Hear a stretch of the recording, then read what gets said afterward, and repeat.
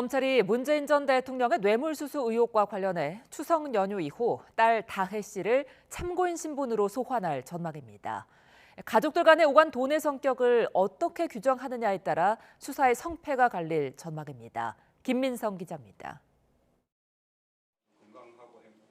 검찰은 문재인 전 대통령 전 사위 서모 씨의 타이스타제 채용과 이상직 전 의원의 중소벤처기업진흥공단 이사장 임명이 사실상 맞교환된 게 아닌지 의심합니다. 항공사 경험이 전혀 없는 이를 고위직으로 채용한 그 자체도 특혜란 건데 박석호 타이스타제 대표 측은 과거 이런 해석을 반박한 적이 있습니다. 서 씨가 이스타항공과의 협조나 항공기 리스 업무를 하며 통상 범위의 처우를 받았다는 취지입니다. 일반적인 주재원들 기준으로 준 거니까요. 그걸 모르겠습니다. 그럼 뭐 특혜라고 보실 수도 있을 텐데 누군지 모르는 상황에서 일반적인 주재원 기준에 맞춰준 거라서 뭐 그걸 굳이 특혜라고 볼 수 있을지는 모르겠어요. 검찰은 그러나 박 씨 측의 이런 대외적인 주장과 실제 진술이 뉘앙스가 달랐다는 입장입니다. 또 관련자 진술과 확보한 증거를 토대로 서 씨의 업무 범위 등이 임원 지위에 어울리지 않았다고 판단했습니다.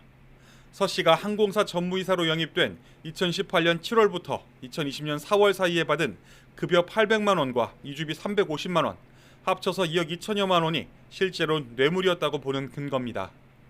이에 따라 서 씨와 다혜 씨 가족이 받은 돈을 문 전 대통령과 연결하기 위해 경제공동체 논리를 검토 중입니다. 경제공동체는 과거 국정농단 사건 수사 때 처음 등장해 이제는 제3자가 받은 돈을 직접 뇌물로 볼 때 공식처럼 활용되는 개념이 됐습니다. 박 대통령은 모든 공동체 힘을 밝히라고 자백을 강요하고 있어요. 오늘 너무 억울해요. 우리 애들까지 다 우리 분들까지 피하고 일단 검찰은 지난달 다혜 씨 자택에서 확보한 압수물 선별을 마치는 대로 광주 고검이나 대검에 보내 복원과 분석을 할 방침입니다.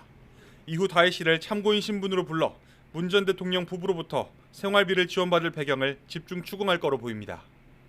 다만 다혜 씨가 증언을 거부하거나 독립생계를 유지해 경제 공동체가 아니었다고 논박할 경우 보강 수사로 사건 마무리 시점이 더 지연될 거라는 관측도 나옵니다. YTN 김민성입니다.